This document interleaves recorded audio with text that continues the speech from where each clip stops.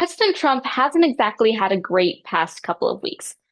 During this period of time, he's been pressured to release the Epstein files multiple times by both the American public and the American media. And it has caused him to do some odd things, like wandering around on the White House rooftop in the middle of the day or completely destroying the historic White House Rose Garden. However, recently, President Trump reached a historic new low. After being he after being heckled by reporters once again about the Epstein files and then missing his scheduled nap time, he decided to make a drastic action. He was finally going to pull the United States from NATO, a security alliance that we've been a part of since World War II, and in an important measure in deterring Russia from attacking Europe. This is something that President Trump has talked about for years. He believes that NATO has been ripping off the United States for far too long. But now that he's actually done it, it begs the question, will NATO actually be able to survive? That's why it's imperative that we must answer today's essential question, which is, what's in store for the NATO alliance now that the United States has left it? And the answer is that it is now up to Europe to step up to fill the gaps that the United States has left by first, increasing defense spending. Secondly, increasing nuclear capabilities. And finally, stepping up at efforts at diplomacy with Russia. However, the first way that Europe will step up to fill the gaps left by the United States is by increasing defense spending, as described by BBC News on February 13th of this year. The United States currently contributes to about 16% of total defense spending done by NATO currently, matched only by Germany. This represents a significant portion of NATO defense spending, with the United States contributing almost more than almost any other country. If the United States leaves, it will significantly negatively impact Europe's efforts at military deterrence, and it would be now time for Europe to actually step up its military efforts, as described by CNN on March 7th of this year. If the United States were to actually leave Europe, it would now be time for other countries within NATO, i.e., European countries, to spend much more of their GDP on defense spending than they otherwise would have. The current number is that they're supposed to spend around 5% of their GDP on defense spending currently. And while not every country is doing that, if the United States decides to leave the alliance, Europe would drastically step up the amount that they're spending on military spending in order to fill the gaps left by the United States. In fact, the ballpark number is that all NATO countries would collectively have to spend around $1 trillion in military spending in order to supplement the gaps left by the United States. And considering the fact that NATO is essential to European defense and security, it's clear that these countries will actually spend more in order to make sure that they can keep up their deterrence against Russia.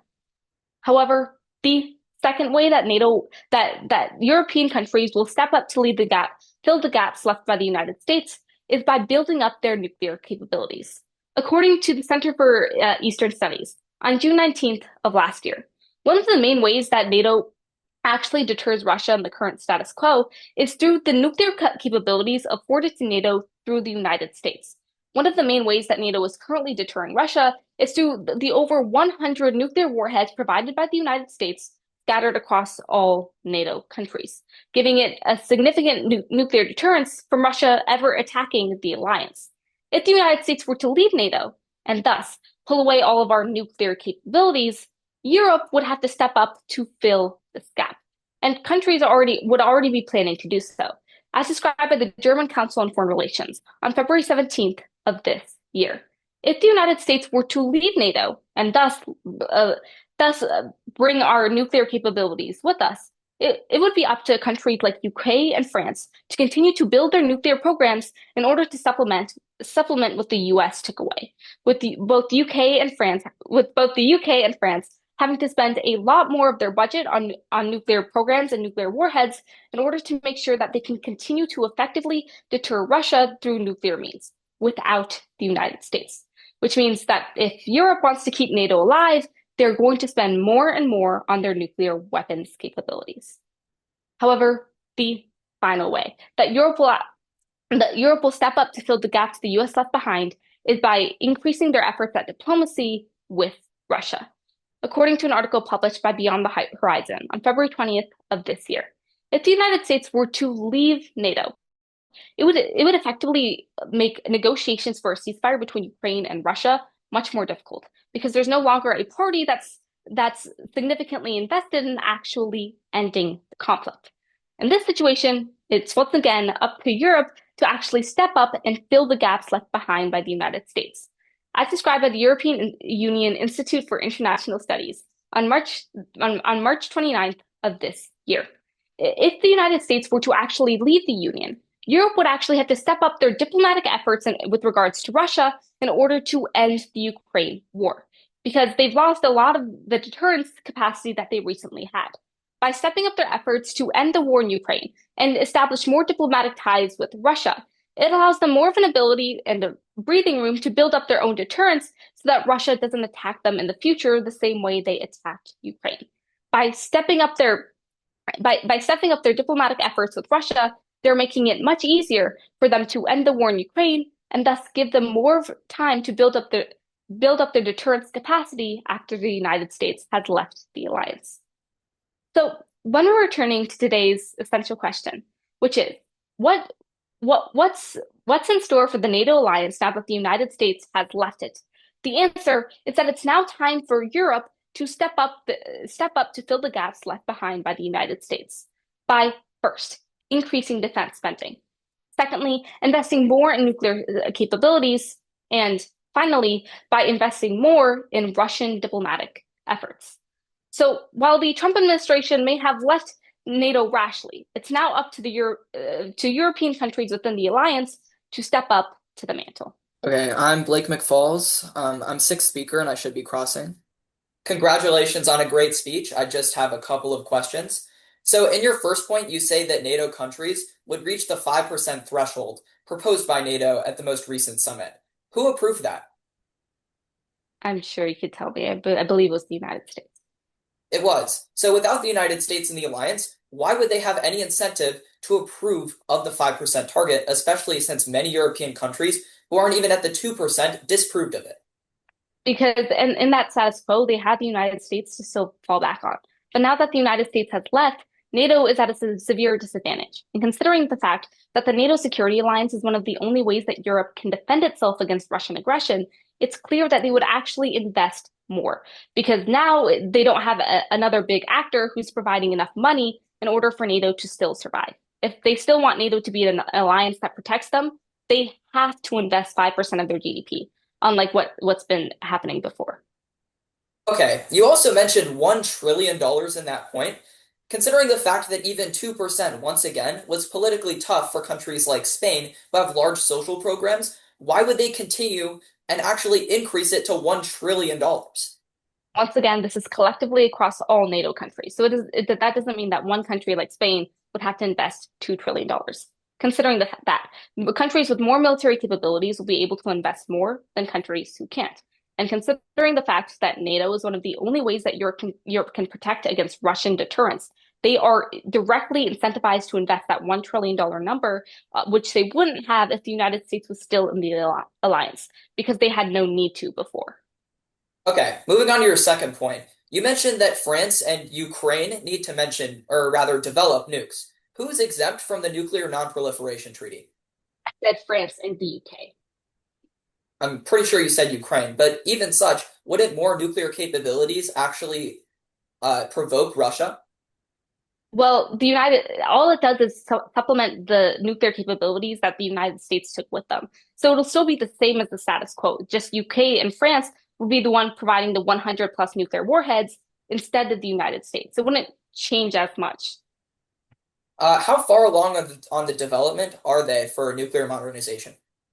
I'm not quite sure. But if the United States chooses to leave, both UK and France, which both have over 200 nuclear warheads within their own arsenals, would increase their production in order to make sure they can supplement the nuclear capabilities that the United States took with them.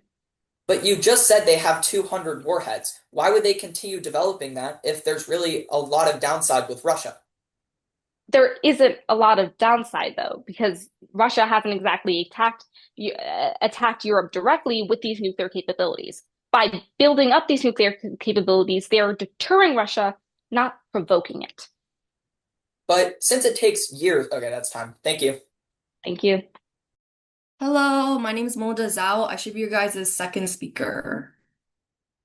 The question is, after a lavish wedding, Jeff Bezos announces that his honeymoon will be on Mars, making the first human settlement on that planet. How will this development affect the US-China rivalry? Most Americans think that everything made in China degrades easily and disappears. Unfortunately for my parents, I'm still here. But it seems that China might not be making everything anymore, especially their recent resources. As Political Magazine writes just 6 days ago, China and the United States have had major political rivalries, specifically with technology, as they've been ramping up their space force. In fact, because of this, there have been major geopolitical tensions between the two nations. But just 30 minutes ago, it was announced that Jeff Bezos has announced his honeymoon will be on Mars, making it the first human settlement. Now, it's unclear how this is going to impact the future of trade and also tensions between the United States and China, who've had tensions since the 1960s. It's when considering that the last time we've had a major space race was in 1969 between the Soviet Union and the United States, which revolutionized technology and also the future, which is why we consider today's rather long question. After a lavish wedding, Jeff Bezos announces that his honeymoon will be on Mars, making the first human settlement on the planet. How will his development affect the US-China rivalry? The answer is that it's going to shift the international tensions altogether. We can see how in three main ways. First, it's going to expand the tech frontier. Secondly, it's going to shift resources. And finally, it's going to expand militaristic aggressions. But first, as we all know, technology has made a difference in our lives, and it's also going to make a difference in their rivalry. That's why the first way we're going to see international tensions being shifted is by an expansion of technology. Specifically, as Global Times Magazine reports on March 25th of this year, right now, China and the United States have been investing billions of dollars into their space programs. For instance, China has recently had their fourth installment of their program called the Chang'e, where they spent $20 billion of their finances to expand it, with the goal of increasingly going and increasing their technology. As well, both nations have been in a major tech race, with artificial intelligence and innovation starting to bolster this altogether. But now, if the United States or rather Jeff Bezos is the first to get to the moon, get to Mars, it means that they're going to be able to have more tech expansion. Because, as the Lowy Institute, a think tank, reports on September 3rd of last year, the first nation to be able to get to Mars is likely going to make a difference in technological innovation. That's what we saw. That's what we saw in the 1960s when the United States was the first nation to make it to the moon. It forced Russia and the Soviet Union to have to expand their technologies to keep up. Because of this, we're likely going to see something similar between the United States and China, as both nations now need to expand their technology in order to meet each other's demands. But secondly, world-renowned political scientist Taylor Swift has once stated that we have a lot of bad blood. That's certainly what China and the United States is going to have. That's why the second way we're going to see international tensions between China and the United States start to shift is because of their shifting in resources. Specifically, as the New York Times explains on January 3rd of this year, the United States and China have major resource implications, especially because of Trump's tariffs, and this has impacted international trade altogether. Additionally, right now, China has some of the most amounts of rare earth minerals, which has been essential in international trade. In fact, China has over 40% of the world's rare earth minerals, which are extremely important in technology, in innovation, and semiconductors.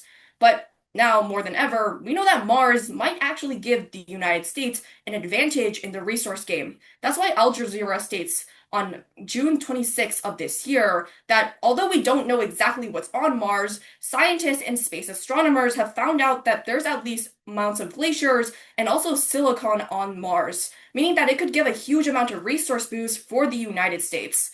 Specifically because if Jeff Bezos actually goes to the moon, it's likely he's going to give resources to the US to expand the United States' hegemony and entirety. Although China may have once dictated the international trade and resource game, it's clear that the US might now actually get the power in this revolution. But third and finally, militaristic conflicts are also going to shift. That's exactly why the third and final way we're going to see an international shift is because it's going to increase militaristic aggressions. Specifically, right now, the United States and China have had major militaristic aggressions, especially because the United States has put sanctions against China, and that China and the United States are the two nations internationally with the largest militaries. But because of this, if the United States goes to Mars, like in the hypothetical, it might give them more astronomical advantages. Because as the Center for Strategic and International Studies reports, on July 21st of this year, if the United States goes to Mars, it's going to give them an advantage with satellites. Specifically, these satellites are more efficient than ones that are earthbound because they have a larger radius in detecting movement. With technological innovations, they're also going to have a strategic militaristic advantage. As well, it's also been suggested by experts that they might make nuclear bases on Mars or even expand their nuclear program to it because they're the first nation to get there, making it clear that as the United States starts expanding to new heights, it also means that they might get a chance in a militaristic fight against China. So today, when we consider that China and the United States have long been rivals and now that might shift, we ask today's very long question. After a lavish wedding, Jeff Bezos announces that his honeymoon will be on Mars, marking the first human settlement on that planet. How will this development affect the US-China rivalry? We saw that the answer is that it's going to shift the international relations as a whole, seen in three main ways.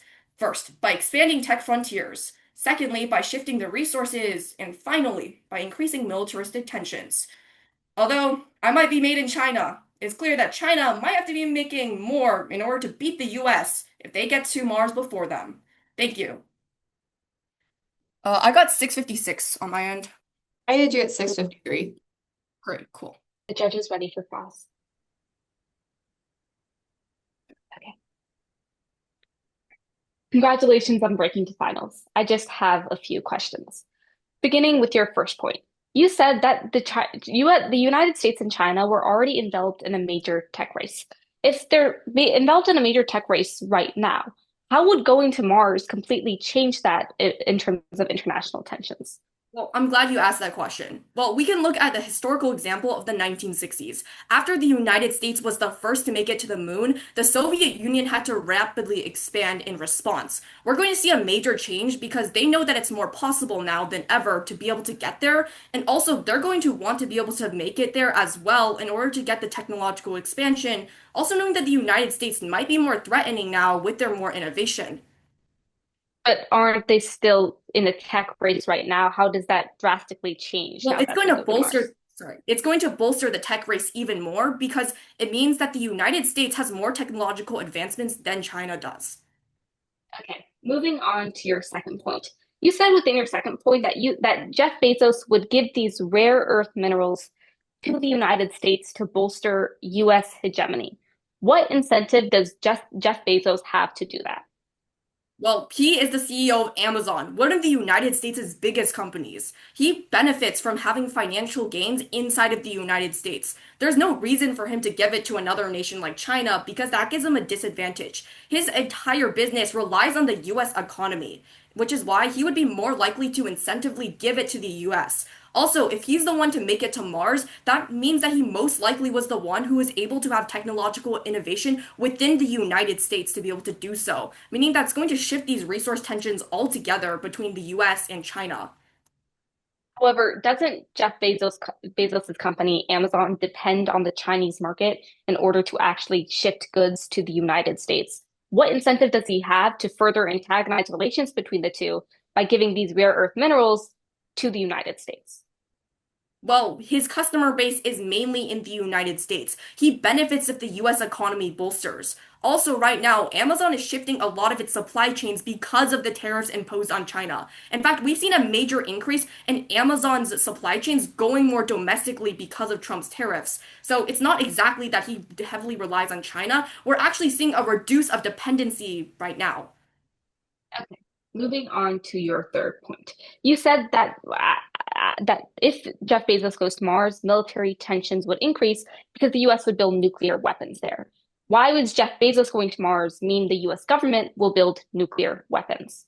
Well, as I stated before, if Jeff Bezos, as his hypothetical states, that he's able to go to Mars, it means the US has already bolstered enough innovation, and they're likely to use this for their advantage to be able to get the most out of it. And also because the militaristic aggressions are only going to increase by doing so. Also, I think that's time. Yeah, Thank you. thank you. Hello, everyone. I'm trying to get my video on.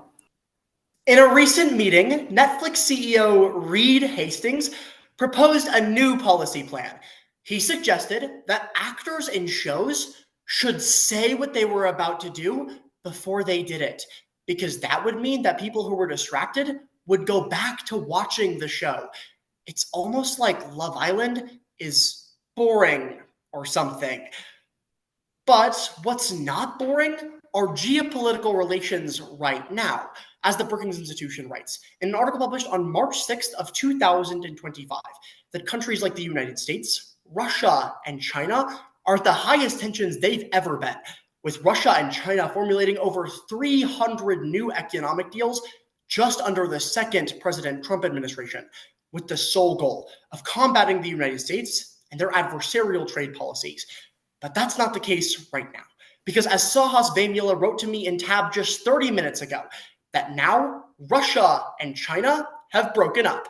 As a matter of fact, China's found a new man, the United States of America, and it seems that they're going to do everything in their power to fight back against Russia. So considering that a situation like the one in my question today could not only offset political relations today, but also rewrite all of human history, it becomes imperative we consider today's all-important hypothetical.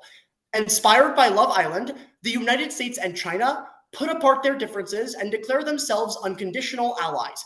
How should Russia react? To which the answer is clear, that Russia needs to slide into Iran's DMs because they can mend Vladimir Putin's broken heart. That's more specifically by first, leveraging oil trade policy to help protect Russia. Second, by formulating a brand new satellite program to help monitor their adversaries. And third, and finally, by expanding Russia's regional dominance. But a lot of what Russia's going to have to do is like a high schooler after their first date, searching for something that just doesn't exist. But there is something under the surface in Iran. And that's why the first reason that Russia should slide into Iran's DMs to help mend Putin's broken heart is because in doing so, they can make Iran leverage their oil trade policy. As an article by the Mercator Institute for Chinese Studies explained on June 1st of 2025, that China, in a goal to help its foreign ally, attempted to buy more Russian oil following the Russia-Ukrainian war.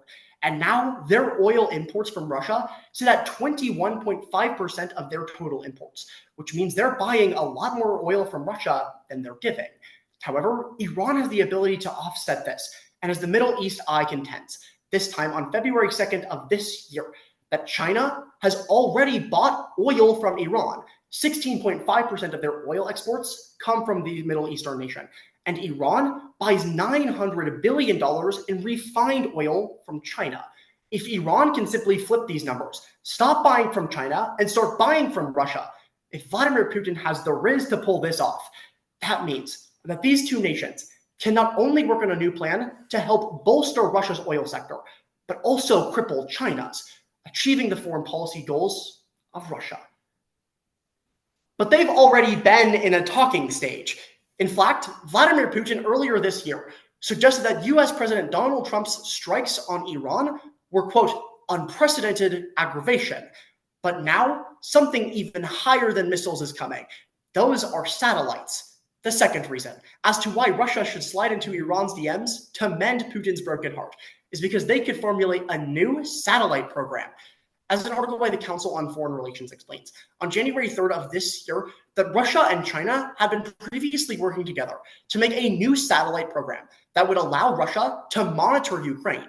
They had also been working to broker a new weapon that could instantly shut down thousands of US satellites. However, with China out of the picture, Russia isn't going to have this access. Iran will fill in. As an article by the Associated Press explains, on June 2nd of last year, that Iran right now is already making a brand new satellite program. This is because they've got plenty of adversaries in the Middle East that they've got to monitor. If Russia and Iran work together on a new satellite program, not only would they be capable of protecting themselves, but they'd also be able to create a mutual exchange system in which Iran can have help from Russia on its satellites, and Russia can have help with Iran, filling in the gap that China leaves behind. But funny, Iran's Ayatollah doesn't have good takes. In fact, just 3 weeks ago, he argued that the new Mean Girls was somehow better than the old one. I know nobody liked him in high school, but everyone likes him in the Middle East. The third and final reason why Russia should slide into Iran's DMs is because in doing so, they could establish their own regional dominance. As an article by the Center for Strategic and International Studies explains, on April 21st of this year, that China last year expanded its dominance in the Middle East by requiring other countries to go through re-education programs to pay back the loans they'd already taken as a part of China's Belt and Road Initiative. And now those re-education camps are going to be, or rather schools, are going to be used to help further the United States' foreign policy initiatives. But Russia can utilize what China's already done, or rather what Iran has already done, to help bolster its foreign influence. As an article this time by the Council on Foreign Relations explains, on March 3rd of this year, that rather Iran has access to the countries in the Middle East, like Tunisia and Syria, which China has already worked to re-educate. By utilizing their influence in the Middle East, Iran can effectively replace China, and instead of furthering a Chinese and US-led world order, they can further a Russian, Iranian-led world order, which is better for both parties. So upon returning to today's all-important paragraph or hypothetical, inspired by Love Island, the US and China put apart their differences and declare themselves unconditional allies. How should Russia react? The answer is that Russia needs to slide in Iran's DMs to mend Putin's broken heart, specifically by first, leveraging trade policy to protect Russia. Second, by formulating a brand new satellite program. And third, and finally, by expanding their regional dominance. Love Island might be kind of boring, but the way this situation fleshes out certainly won't be. Congratulations, Sadie, on a great speech. As usual, I just have a couple of questions. Let's go to your first point, where you talk about oil. Doesn't Iran right now have major sanctions put on it because of recent events? How would they be able to leverage the oil? They have major sanctions from Western nations like the United States and Europe, which I don't particularly talk about in my speech. I'm not asking them to make a switch between sanctioned nations. I'm asking them to make a switch between two unsanctioned nations, China and Russia. They already give more to China than they do to Russia. The switch wouldn't be different because neither of these countries have sanctioned Iran. Great. Okay, let's move on to your second point where you talk about satellites. Isn't China and the United States majorly ahead in this technological innovation compared to Iran and Russia?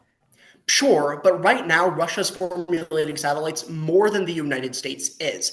Again, China is helping with satellites right now in the status quo because they want to aid Russia. So when China leaves, they'll have no reason to aid in satellite assistance. However, Iran has a very necessary reason to go work on their satellite program. That's because they have Israel and other foreign adversaries nearby that satellites would be helpful for. So while China and the United States might be ahead in some of these sectors, they lack the motivation to need to make a new program. But if they see Iran and Russia working together, won't they be incentivized to advance this, especially because they have the technological resources compared to Iran and Russia? Potentially, but even if they have the technological resources, they still don't have the diplomatic resources. Even in the lens of today's question, they just became allies, which means they don't have any frameworks or any plans. They're still years behind Iran and Russia, who are already light to moderate allies in the status quo. All right, thank you. Let's move on to your third point, where you talk about how Iran is going to be able to take China's spot. If China's already had major investments in the Middle East and other African nations, tens of billions of dollars because of their BRI, how is Iran even going to be able to compete with this? So first, Iran already has one of the largest economies in the Middle East because of their oil trade. So Iran's not necessarily poor. They do have the capacity to fulfill Chinese, or rather already existing Chinese guidelines with funding and things of that nature. Also, Iran has more influence in the Middle East. Even though China has given money to countries like Tanzania and Syria, Iran is local. They've already been making deals for genuinely decades in the past. So Iran already has more influence than China can ever achieve with money alone. Doesn't Iran have major heavy sanctions, as I stated before, on it? How are other nations going to have diplomatic relations with Iran considering these sanctions and restrictions? Again, I'm not asking Iran to have other diplomatic procedures with countries it's sanctioned by. Iran is not going to become an ally of the United States. It's not sanctioned by Syria or Tanzania or any of the other Middle Eastern countries I talk about in my third point. The sanctions don't exist in the countries that it's necessary for them to be in. So Iran will still be able to make diplomatic deals because the sanctions don't exist on Iran in the Middle East. All right, I think that's time. Thank you. Thank you. Hi, my name is Luke Chung. I'm going to be your next speaker for this round.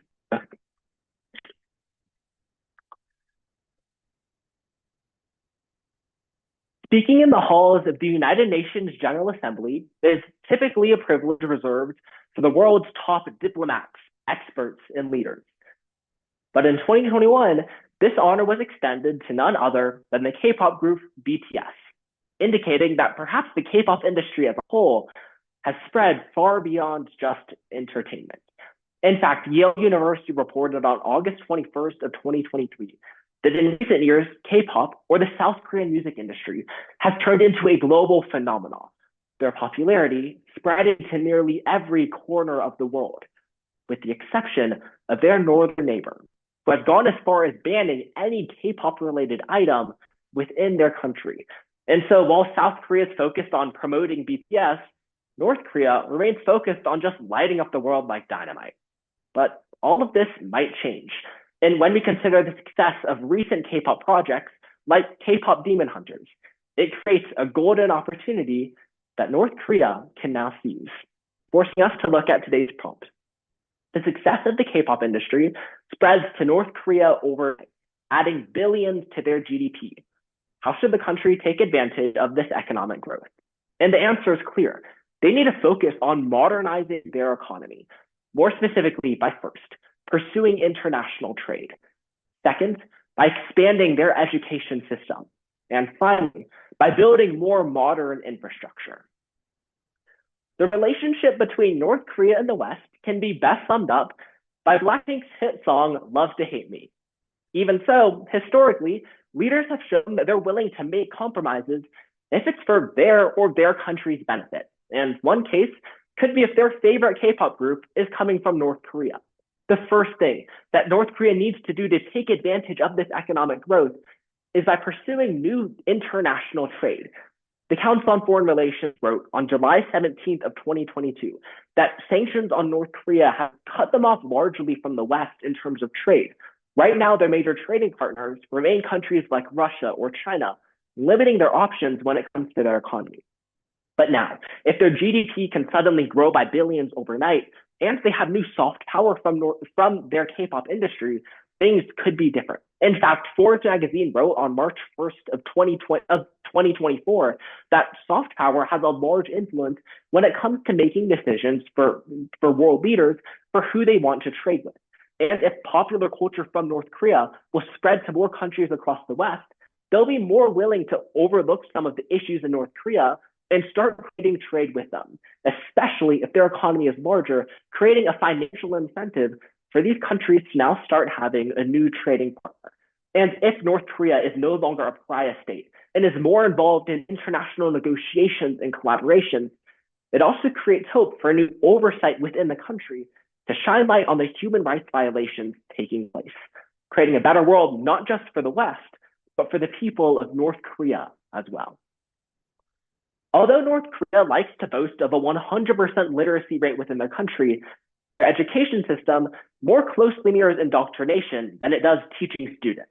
And that's why the second thing the country must do to take advantage of this economic growth is by expanding their education system. Because while within North Korea, education is free for all citizens, there's still serious flaws within it, especially because of the inequality across the country, just in terms of the quality of education students are receiving.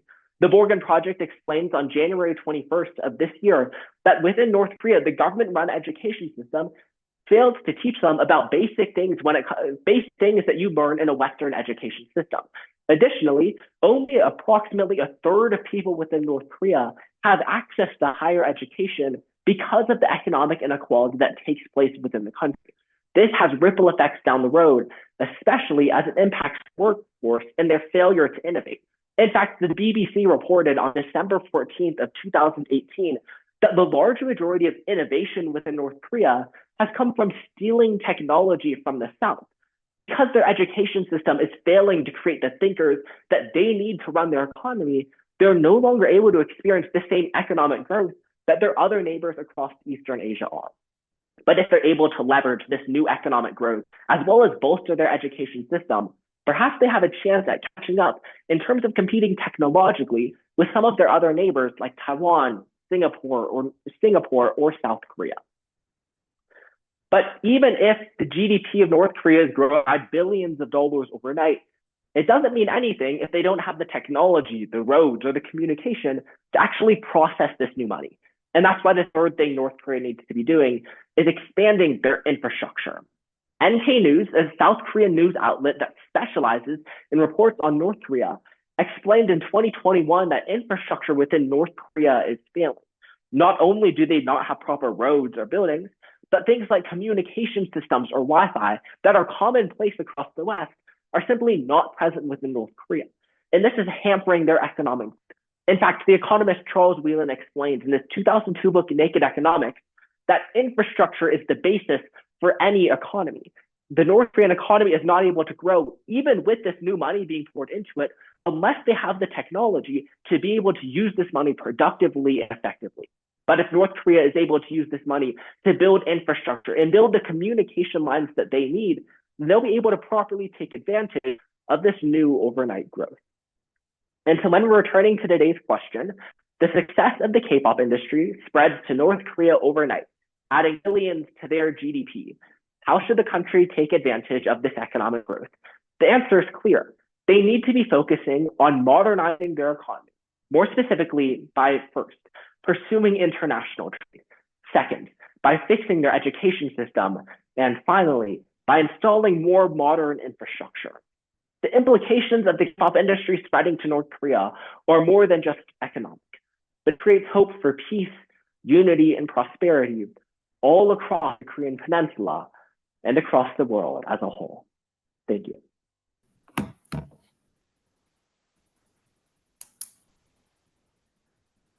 Okay. Hey, Luke, first off, congratulations on an awesome speech and congratulations on making finals. As always, just a few questions. First, I'd like to start on your first point, which is that North Korea should pursue more international trade.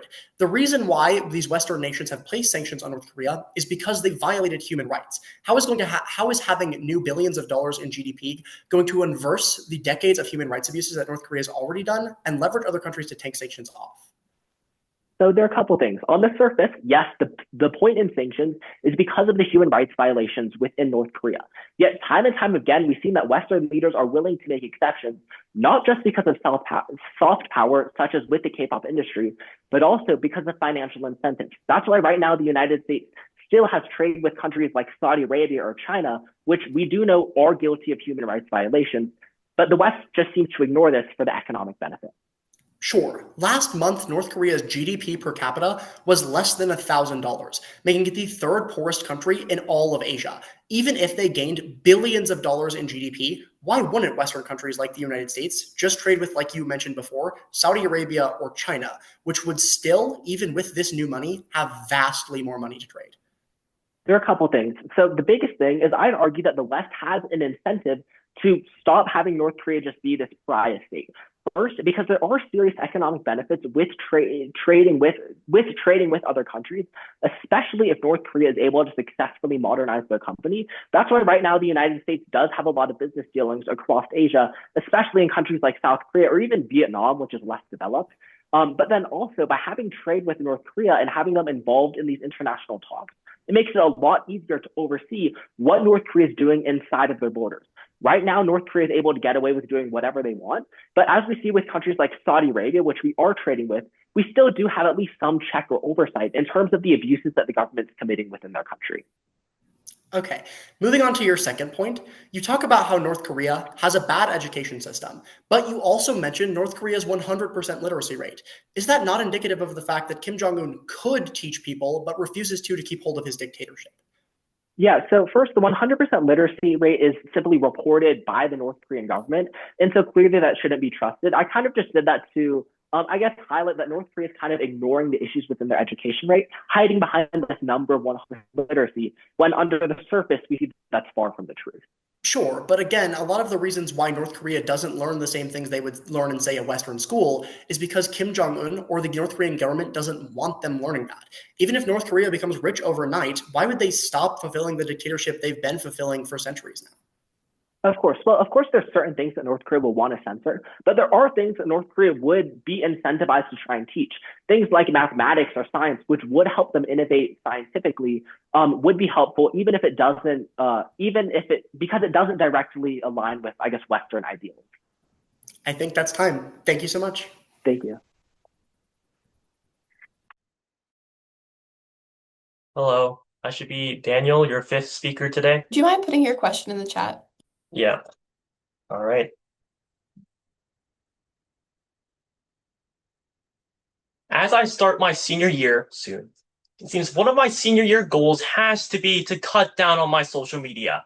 Because the amount of social media intake I currently intake is probably the same as the lifespan of some children. But it seems that the amount of social media that I intake is also the similar amount of importance for other organizations across our country. For example, the amount of importance we deal on social media, specifically when it comes to nonprofit organizations. As the conversation would note, on November 14th of last year, that we're seeing that there's a continued push for social media to continuously be a more important block on nonprofit organizations as a whole. But to the point of which importance, we have to understand on whether or not this is an actual beneficial tool or soon to be an ever so Achilles heel like crutch. And so, in today's hypothetical, we answer today's question. The leaders of big tech gain a conscience and shut down all social media platforms for good. Will nonprofit organizations survive without them? We answer absolutely yes, because of first, the way of diversifying funds. Second, alternate means of communication. And third, how a large chunk or major examples of nonprofit organizations can survive even without social media platforms. Now we see that nonprofit organizations still need funding even if they don't ask for money, at least from their clients. But we see, fortunately, even without social media, this money can still be discovered. Our first point. That's why even without social media, nonprofits can still survive. It's because of diversifying funding. Let's first look at the amount of funding that's being received from social media by these nonprofit organizations. Nonprofit Tech for Good would explain on February 1st of 2022 that back in 2022, around 87% of all nonprofit organizations in the country used social media. But let's delve further, because only around 53% spent money on their platforms, and in certain platforms such as Instagram, only 30% actually received a good chunk of revenue. Going back on that 53% since 2022, or since 2020 to that present day, a large majority of these people who spent money on platforms have seen their budget remain the same or decrease, which means the revenue seen from social media is of a lesser importance than we might actually seem. So nonprofits as a whole can make sure that their revenue doesn't solely come from social media, but they actually try to diversify it. FindLaw would further describe on June 17th of last year that a majority of nonprofit organizations would like to diversify the ways of which they gain fundraising, such as direct donations, or community events, or corporate sponsorships, which all cannot or do not need to include social media platform donations, which means that when it comes to gaining money for a nonprofit organization, social media is not the be-all, end-all. Therefore, in order for social media to be shut down, nonprofit organizations can still survive because there's other ways for them to fund themselves to continue their work. Now, the most effective way nonprofit organizations can help those in need is communication. But fortunately, we see that even with social media shutting down, nonprofit organizations can still communicate just fine. Our second point. That's why even if social media were to be shut down, nonprofit organizations can still survive. It's because of alternate means of communication. As we see that direct or traditional ways of communication, such as direct emails or public events, are still the ways of which we can find major amounts of outreach and support.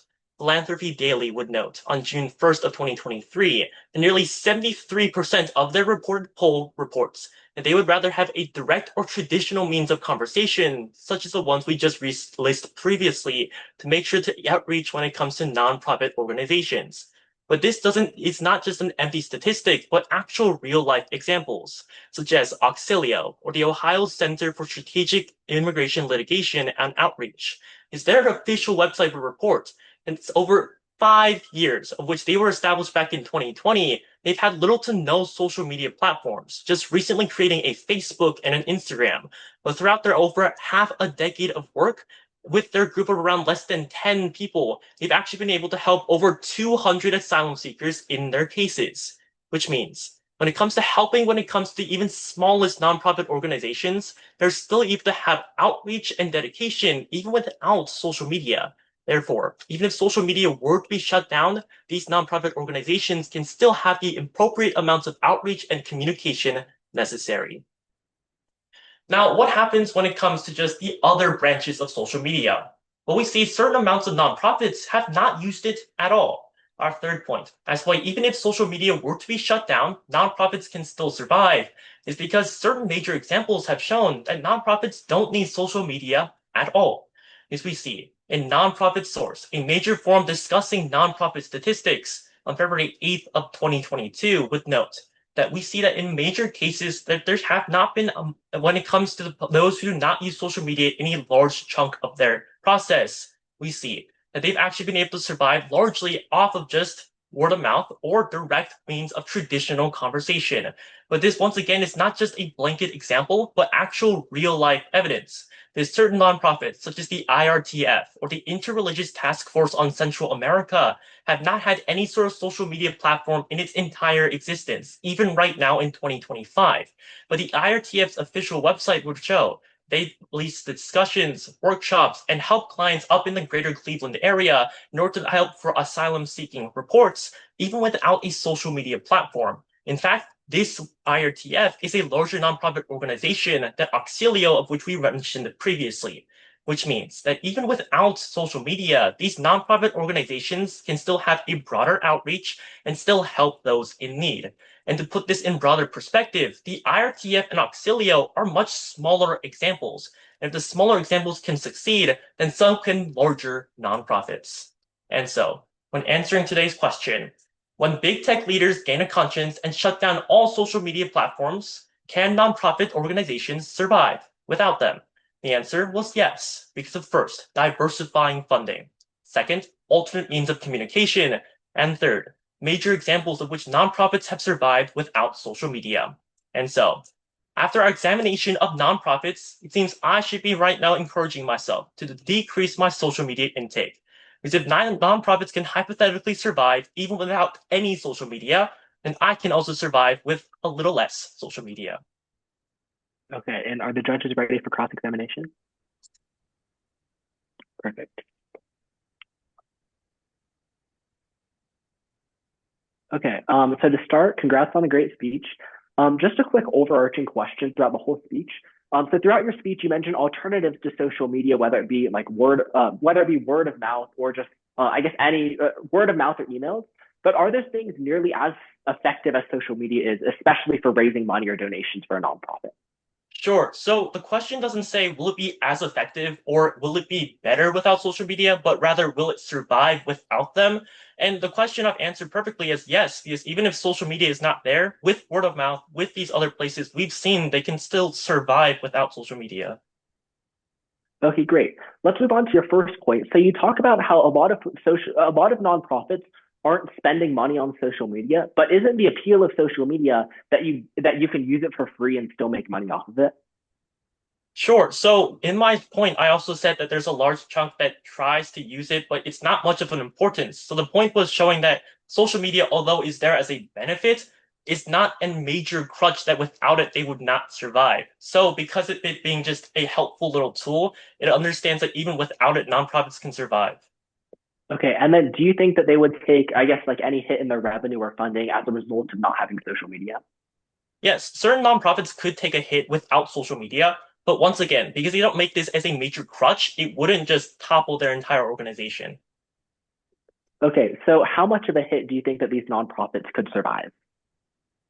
I would say that a large majority of these nonprofits would survive even without social media. Great. Let's move on to your second point. You talk about alternatives to social media, especially for communication things like emails. But is social media primarily being used for this communication or just spreading awareness to as many people as possible?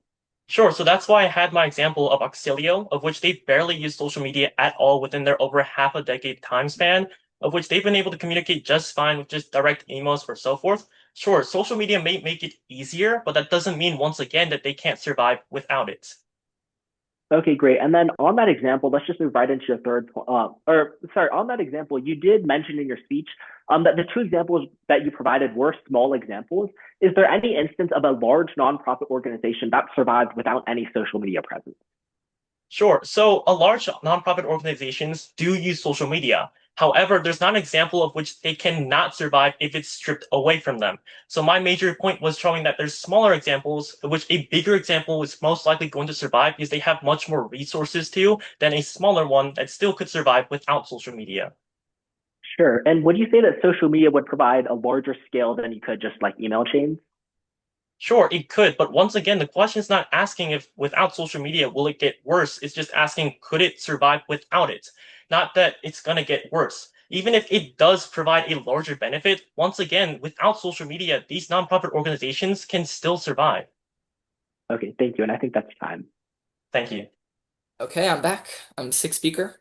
In 2008, Zimbabwe faced 89.7 sextillion annual rates of inflation. And we thought we had it bad in America. Because if we had that in America, we wouldn't be able to buy things like matcha, Labubus, and Dubai chocolate. Unfortunately, we see that Zimbabwe, unable to conquer its inflation concerns, would be pretty unlikely to come up with a cure for anything. But it seems like that might be on the horizon. As the NIH reports in an article published on February 26th of this year, that infectious diseases like malaria and HIV, kill 15 million people every single year. 80% of those deaths are located in Africa. And as the World Bank highlights in an article published on July 21st of 2022, the WHO, or the UN's World Health Organization, has spent $105 billion in Africa trying to conquer the problem, meaning their budget is so tied up that it can't focus on other concerns related to healthcare in Africa. But when considering that the WHO reveals that in the time that it takes me to finish this speech, 35 children in Africa will die of healthcare-related concerns, it's essential that we pose today's hypothetical. Unexpectedly, Zimbabwe discovers the cure for all infectious diseases across Africa. What should the WHO prioritize next in Africa? The answer is that they must prioritize the issues related to healthcare, endemic in Africa, but not necessarily infectious. First, by building more infrastructure for maternal health.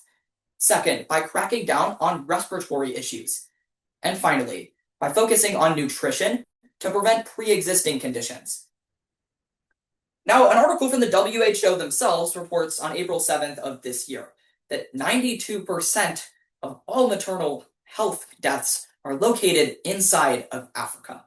That's the first reason and way that the WHO can prioritize other issues is by building more infrastructure for maternal health.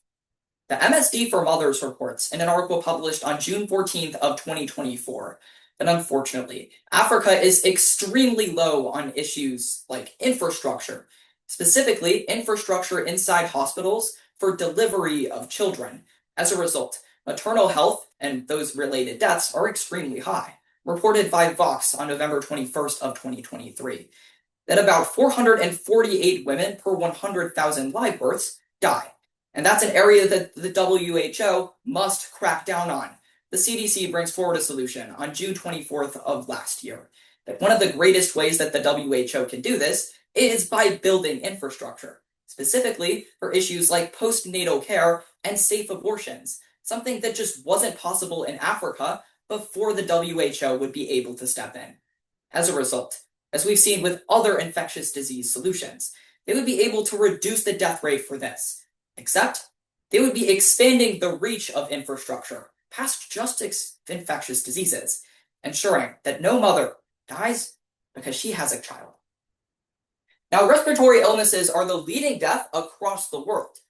Not only is this true in Africa, though, but it disproportionately kills the population.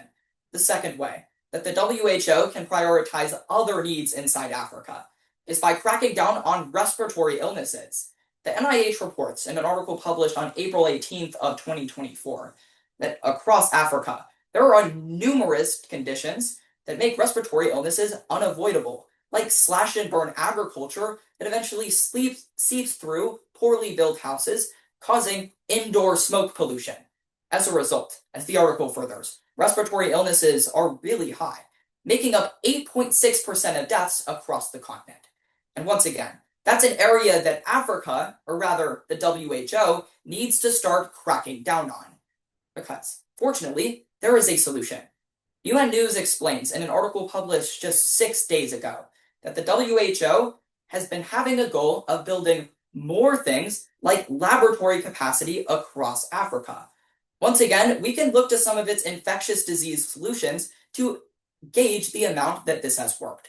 A separate CDC article reports that when the WHO employed this method in Zanzibar, it drastically reduced the effects of infectious diseases, mostly because they were able to not only fund healthcare centers, but also train doctors to detect respiratory illnesses early.